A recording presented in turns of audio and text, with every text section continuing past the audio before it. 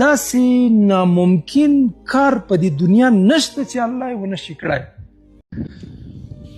له الله نه که غواړې ناممکن شیان ترېنه وغواړه.